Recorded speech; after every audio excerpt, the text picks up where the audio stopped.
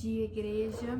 Hoje eu vou trazer um breve estudo baseado no Salmo 119. Eu vou pedir para vocês abrirem no Salmo 119, do versículo 17 ao 24. Está escrito assim: Seja generoso para com o teu servo, para que eu viva e observe a tua palavra. Desvenda os meus olhos para que eu contemple as maravilhas da tua lei. Sou peregrino na terra, não escondas de mim os teus mandamentos. Consumida está a minha alma por desejar incessantemente os teus juízos. Increpaste os soberbos, os malditos, que se desviam dos teus mandamentos. Tira de sobre mim o opróbrio e o desprezo, pois tenho guardado os teus testemunhos. Assentaram-se príncipes e falaram contra mim, mas o teu servo considerou nos teus decretos. Com efeito, os teus testemunhos são o meu prazer, são os meus conselheiros. Bom, no versículo 18 está escrito: Desvenda os meus olhos para que eu contemple as maravilhas de tua lei. E o que a gente entende desse texto? Que o salmista, ele não consegue entender a palavra de Deus por si só. Ele pede para que Deus desvende, porque ele não consegue sozinho. E aí, o que seria se desvendar os olhos dele? Não é só você ler e você conectar palavras com algum significado. Por exemplo, você lê casa e você entende que é uma casa. Então não é só você ler e você entender o que está escrito. É mais do que isso. É você ver a palavra como verdade para sua vida. Você ver a lei de Deus como viva e como eficaz. Então, eu vou abrir em 1 Coríntios 2, capítulo 2, versículo 14, que está escrito assim: Ora, o homem natural não aceita as coisas do Espírito de Deus, porque eles são loucura, e não pode entendê-las, porque elas se discernem espiritualmente. Então, o que está escrito aqui? Que naturalmente, o homem, ele é pecador. E por causa disso, ele não enxerga a palavra como verdade. Naturalmente, para ele, isso não é uma realidade. Ele precisa de alguém para permitir que ele realmente veja e que ele realmente entenda que a Bíblia é a verdade. E aí, em 2 Coríntios, capítulo 3, versículo 14, está escrito assim, do 14 ao 18. Mas os sentidos deles se embotaram, pois até o dia de hoje, quando fazem a leitura da antiga aliança, o mesmo véu permanece, não lhes sendo revelado que em Cristo é removido. Mas até hoje, quando é lido Moisés, o véu está posto sobre o coração deles. Quando, porém, algum deles se converte ao Senhor, o véu lhe é retido. Ora, o Senhor é Espírito, e onde está o Espírito do Senhor, aí é liberdade.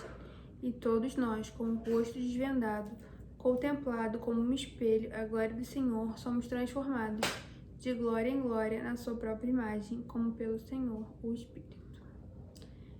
Esse texto, ele é riquíssimo. No versículo 14, ele diz que os sentidos de quem não tem Jesus, de quem não entende a Bíblia como sendo rica e aplicável à vida, tem os sentidos embotados. O que significa ter os sentidos embotados? Significa que os sentidos não funcionam, é como se fosse uma faca sem corte. Então, eles têm olhos, mas não veem. E aí depois ele fala que quando essas pessoas que não têm a Cristo, elas não aceitaram a Cristo, não creem realmente, elas fazem a leitura da antiga aliança, o mesmo véu permanece. E o que é esse véu que permanece? Antes de Jesus nascer e morrer pelos nossos pecados, no Antigo Testamento, o povo não tinha comunhão com Deus, porque a luz não tem comunhão com as trevas. Então, como assim? A luz não tem comunhão com as trevas? O que acontecia? Naquela época, o povo precisava de que um sacerdote fizesse um sacrifício, e aí isso permitia que eles fossem perdoados, que eles tivessem os pecados deles perdoados por Deus. Mas eles não tinham acesso a Deus, porque eles eram pecadores. Eles tinham a culpa do pecado sobre eles, e apenas com o sacrifício que eles eram limpos, certo? E aí nessa época, só quem tinha acesso ao véu era o sacerdote. Então só quem passava do véu no santuário era o sacerdote. Só que quando Jesus morreu, o véu foi rasgado. O que significa? Com a morte de Jesus, que foi o sacrifício perfeito, agora nós temos acesso ao Pai. Nós temos a possibilidade agora de ter um relacionamento com esse Deus que nos criou. E aí aqui, em 2 Coríntios 3,14, ele fala que as pessoas que não acreditam em Deus é como se o véu não tivesse sido removido, como se o véu não tivesse sido rasgado. Ele fala, até hoje, quando ele lê do Moisés, que é o Pentateuco, que foi escrito por Moisés, o véu está posto sobre o coração deles. Então não é um véu físico, como era no Antigo Testamento, mas é um véu espiritual, porque eles realmente não têm acesso. Eles leem a palavra de Deus como qualquer outro livro. E aí esse estalo, quando a gente entende que a Bíblia ela é o caminho, ela é a verdade, só Deus que pode dar pra gente. E aí ele fala que quando, porém, algum deles se converte ao Senhor, o véu lhe é retirado. Então, quem permite que a gente veja, quem permite que a gente entenda? O nosso Pai, que está no alto. E ele fala que o Senhor é Espírito, e onde está o Espírito do Senhor, aí é liberdade. A liberdade, porque agora a gente tem acesso ao Pai, agora a gente tem comunhão com o Pai, porque Jesus permitiu que nós fôssemos luz. Agora, nós éramos trevas, mas o sacrifício perfeito de Jesus permitiu que fôssemos luz. No versículo 18 ele fala que, com o rosto desvendado, contemplando como por espelho a glória do Senhor, somos transformados de glória em glória na sua própria imagem, como pelo Senhor o Espírito. Então agora a gente pode, além de ter acesso ao Pai, a gente pode se tornar mais parecido com Ele. Muito, muito, muito, muito maneiro esse texto. E aí, voltando para Salmo 119, né, certo? A gente já falou que agora, a partir de Jesus, a gente consegue entender, ele nos dá o discernimento, ele nos dá aquele estalo em que a Bíblia passa a se tornar verdade para o nosso coração. E no versículo 17 ele fala, seja generoso para com o teu servo, para que eu viva e observe a tua palavra. Então, essa generosidade, ela não é nada mais, nada menos que a graça de Deus. Então,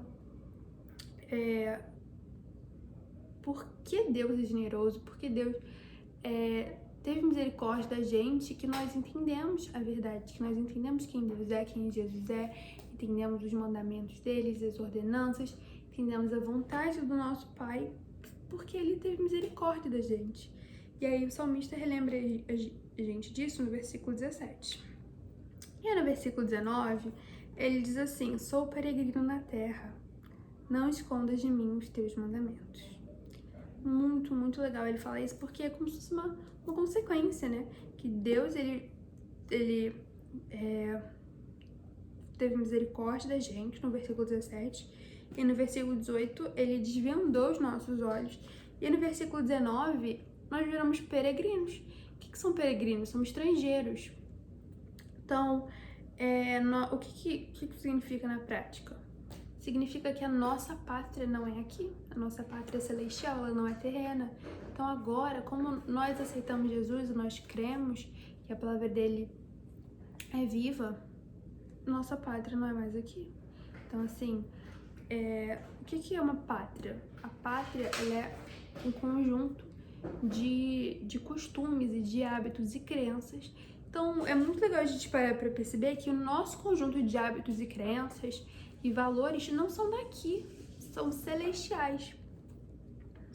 E aí no versículo 24 ele fala, com efeito, os teus testemunhos são meu prazer, são meus conselheiros. E aí eu quero terminar, né, falando sobre como esse salmista, ele é apaixonado pela Bíblia, ele é apaixonado por saber da vontade de Deus, de entender mais a palavra. Porque aqui nós temos, em todos os versículos desse trecho que eu separei, do 17 ao 24, todos eles, são 7 versículos, nós temos algum sinônimo para a Bíblia. Então, o salmista, ele repete em todos os versículos a palavra. Do versículo 17 ele fala: seja generoso para com teu servo, para que eu viva e observe a tua palavra. No versículo 18, desvenda os meus olhos para que eu contemple as maravilhas da tua lei. 19, sou peregrino na terra, não escondas de mim os teus mandamentos. No 20, consumida está a minha alma por desejar incessantemente os teus juízos. No 21, increpaste os soberbos, os malditos que se desviam dos teus mandamentos. E por aí ele vai. No 22 ele fala dos testemunhos, no 23 ele fala decretos, no 24 ele fala testemunhos, mais uma vez. Então a gente vê que ele realmente tem um carinho, tem um cuidado com a palavra de Deus. E esse homem, ele não tem nada de especial. Ele é um homem, assim como a gente, diferente. E ele tem, o que ele tem? Ele não tem o véu no coração dele, e nós também não temos o véu no coração dele. Então, o que nos impede de sermos assim, de termos esse amor, essa dedicação e esse carinho mesmo pela palavra de Deus que esse salmista tem? Então, fica aí um desafio pra gente realmente amar com as nossas ações e com todo o nosso coração a palavra de Deus. Então, é isso.